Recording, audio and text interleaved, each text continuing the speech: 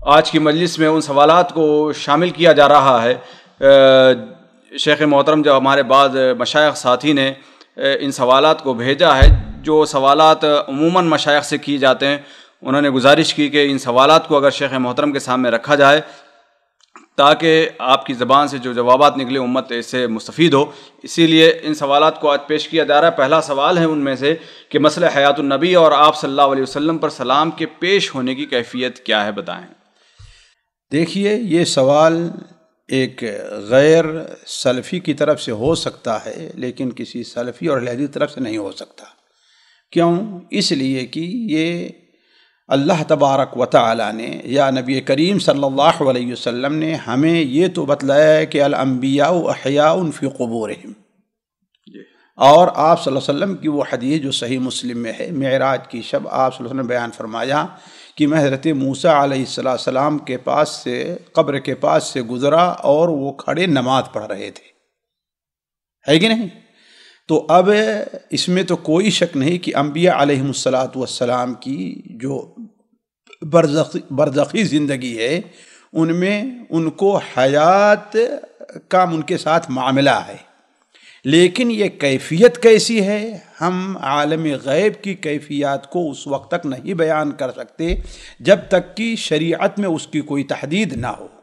ہمیں اس کے اوپر بس اتنا ایمان لے آنا ہے کہ انبیاء علیہ السلام اپنی قبروں میں زندہ ہیں، اور وہ حدیث جسے علامہ البانی وغیرہ صحیح کہتے ہیں، یصلون، وہ نماز بھی پڑھتے ہیں، جس کی تائید صحیح مسلم شریف کی اس حدیث سے ہوتی ہے حضرت موسیٰ علیہ السلام کے بارے میں ہے کہ اللہ تبارک و تعالی چونکہ نبیوں کو اس دنیا کے اندر نماز پڑھنا، کھڑے ہو کر کے سجدے میں جا کر کے اللہ کی عبادت کرنا بڑا محبوب تھا، تو اللہ تبارک و تعالی اس لیے نہیں کہ اس اعمال کا انہیں اب کوئی اجر ملے گا، صرف اس لیے کہ ان کی تکریم کے لیے جو چیز ان کو دنیا میں محبوب تھی، پسند تھی، وہ چیز، وہ عمل کرنے کے لیے اللہ تبارک و تعالی انہیں موقع دے رہا ہے۔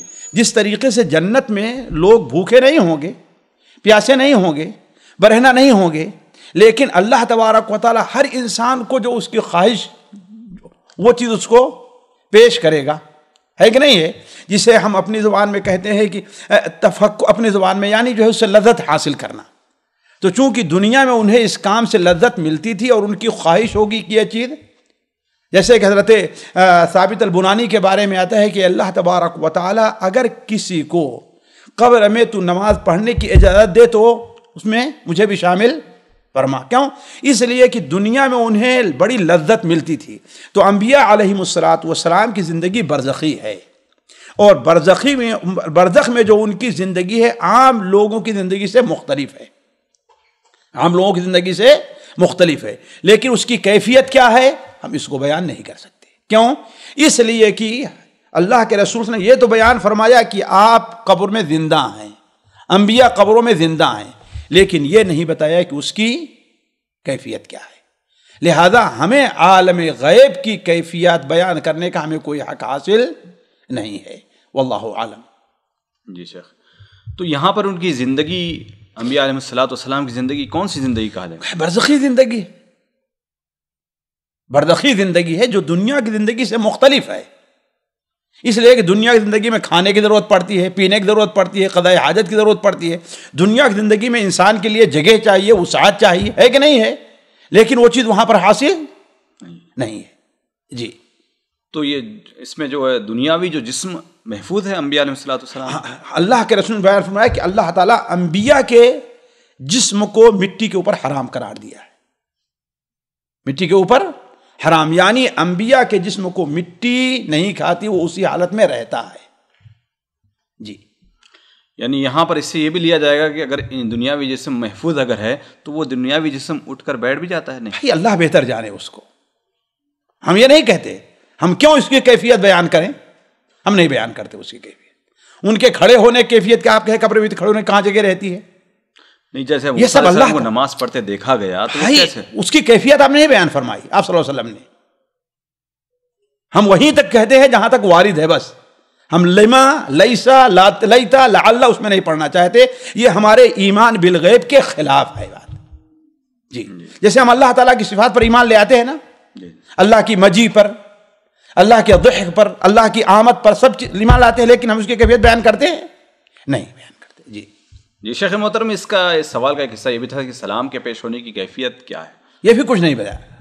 عمومی طور پر آپ صلی اللہ علیہ وسلم حدیث ہے کہ اللہ تعالیٰ نے فرشتوں کو متعین کیا ہے، وہ سلام فرشتے ہمارے پاس لا کر کے پیش کرتے ہیں، اور بعض روایات میں ہے کہ ہماری روح لوٹا دی جاتی ہے، ہم ان کے سلام کا جواب دیتے ہیں۔